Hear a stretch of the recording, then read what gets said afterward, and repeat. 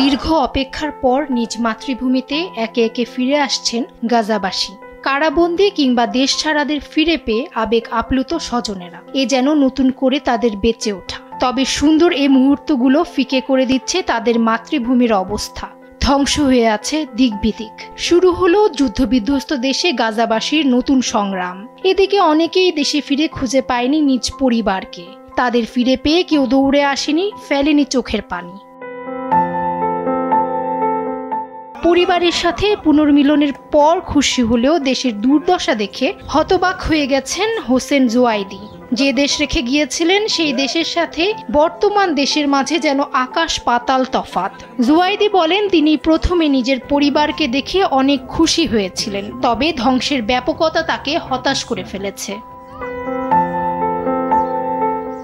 গাজার মানুষের সহনশীলতা বিস্মিত করেছে জুয়াইদিকে। তিনি জানান, এত ধ্বংস আর দুর্ভোগের পরেও বন্দীদের অনেক সুন্দর করে অভ্যর্থনা জানানো হয়েছে। ফিলিস্তিনি মানুষের আনন্দ আর খুশি যেন মৃত এ দেশে আশার আলো ফোটাচ্ছে। নতুন করে তিনি এবং তার স্ত্রী জীবন শুরু করার চেষ্টা করছে। তাদের একমাত্র সম্বল এখন একে অন্যের পাশে থাকা।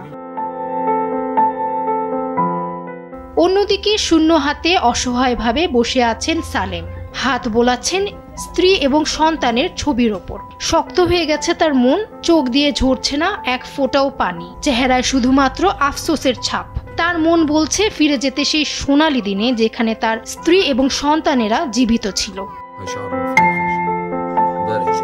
স্ত্রী সন্তানদের সাথে সালেমের শেষ দেখা হয় গত বছরের 17 নভেম্বর, যখন জাবালিয়া ক্যাম্পের সিভিল অ্যাডমিনিস্ট্রেশন চেক পয়েন্টে ইসরায়েলি বাহিনী তাকে আটক করে নিয়ে যাচ্ছিল। কারাগারে থাকাকালে তিনি জানতে পেরেছিলেন তার স্ত্রী সন্তানেরা আর বেঁচে নেই। এই খবর পেয়ে তিনি এতটাই ভেঙে পড়েছিলেন যে তিনি আজীবন কারাবদ্ধ থাকতে চেয়েছিলেন। তার এই ফিরে আসা তার কাছে আর এখন কোনো অর্থ নেই। তবুও পরিবারের অন্য সদস্যদের সঙ্গে নিজেকে মানিয়ে রাখার চেষ্টা করছেন। গাজা জুড়ে এখন অসংখ্য মানুষ চেষ্টা করছেন নিজেদের নতুন ঠিকানা তৈরি করতে। কেউ উদ্বাস্তুর মতো ঘুরে বেড়াচ্ছেন, আবার কেউ বা চেষ্টা চালাচ্ছে একটি তাঁবু টানিয়ে নিজেদের মাথা গোজার ঠাঁই করতে। অন্যদিকে শিক্ষার্থীরা ধীরে ধীরে ফিরে যাচ্ছে স্কুলে। যদিও যুদ্ধবিরতি লঙ্ঘন করে ইসরায়েলি বাহিনী এখনও আগ্রাসন চালাচ্ছে গাজাবাসীর ওপর, তবুও নিজেদের আবারও সামলে নিতে অবিরাম চেষ্টা চালিয়ে যাচ্ছে গাজাবাসী। ফামিহা সুহরাওয়ার্দী, সময়ের আলো।